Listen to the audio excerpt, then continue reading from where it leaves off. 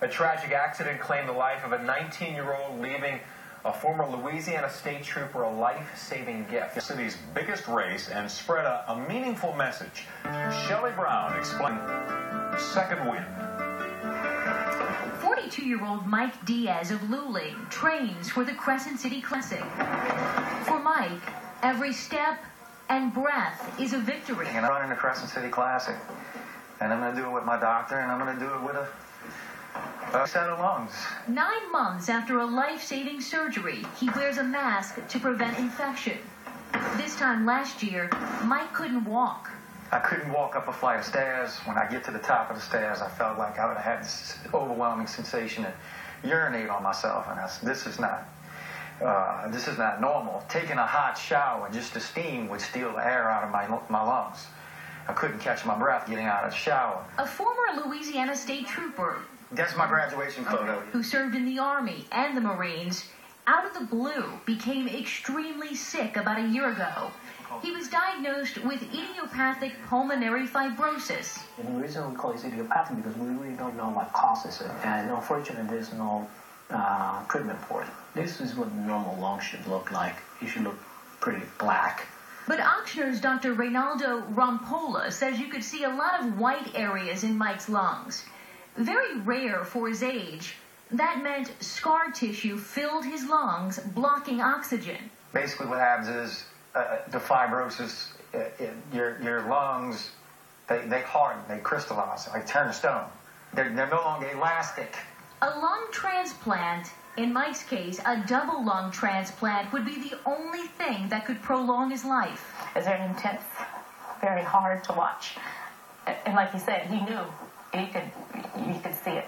He told me, he's like, I can feel myself dying. And to hear him say that was really hard. While Mike waited for the organs that would work for him, his wife Jacqueline and their children watched his health spiral. Mike's condition went downhill and fast. Last May, he was rushed here to the ER and diagnosed with double pneumonia. He says doctors told him he'd never leave the hospital. And they said there's the only shot you have would have to be a miracle, and it'd have to happen soon. And it did. His pneumonia cleared up, and doctors found a pair of lungs that matched Mike's blood type and was close to the same lung size. I immediately, I was like losing my breath. I was crying. I was trying to make a call to tell someone, but I was so emotional that I think they thought it was bad news. It turns out the lungs came from a 19-year-old killed in a car accident less than 60 miles away in the Baton Rouge area. There's some guilt that goes along with that. You know, I ask myself, why did this young man have to die? And why did I become the beneficiary of that?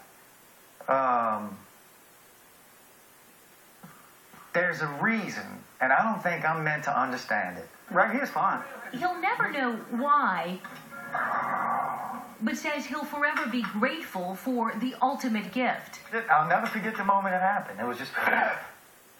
And then I didn't have to think about breathing anymore. It just happened naturally. And from that point on, this is going to work. He now takes more than 40 medications each day. Sometimes we have to help him remember to take his medicine sometimes, like his 8 p.m. and his 8 a.m. And taking extra precautions is something the entire family's involved in. As soon as they walk in the door, I mean, we're adamant. They change their clothes. They don't wear their shoes on the carpet. And then not only do they take their clothes off, they go straight into the wash machine. Now he's using his special gift to run the city's biggest race and spread a message that now more than ever he's committed to. I'm going to continue to push forward and try and educate people about donating lungs and donating organs. And if it saves one person's life, then I think the kid who donated me his lungs would be very happy. The Louisiana Organ Procurement Agency, LOPA, says 113,000 people are on the national waiting list for some sort of life-saving organ transplant. About 18 people a day die waiting. And about every 12 minutes, if you want to picture it that way, someone else's name is added to that waiting list. And while they protect the identities of donors and recipients, through LOPA, Mike's already sent the 19-year-old's family a letter. It is my intent to carry on this story for the remainder of my life. I intend to honor you and your family by living an honorable and respectful life. For Mike, the first step in raising awareness, making it to the finish line in the Crescent City Classic with his doctor right next to him. Why not? I think he told me he was going to walk most of it anyway. So I feel a connection, and this is weird. It really is, but I feel a connection to this young man. I mean, he's inside of me. When I exhale, I'm exhaling out of his lungs. A special connection that's given this husband and father of 4 a second wind and a new lease on life. Let's try this. Shelley Brown, Fox 8 News. What a story. The 6-mile Crescent City Classic is set for Saturday, April 7th, Easter weekend. To sponsor Mike Diaz in the race, or help with his ongoing medical care, or just to learn more about becoming an organ donor, you can go to fox8live.com.